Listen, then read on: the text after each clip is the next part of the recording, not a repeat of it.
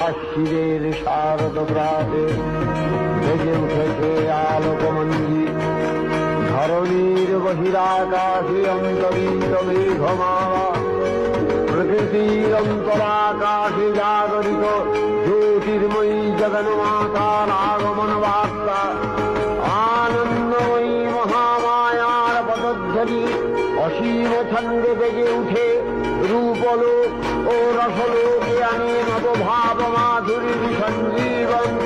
তাই আনন্দিতা শ্যামণী মাতৃকার চিন্ময়ীকে মৃন্ময়ীতে আবাহন।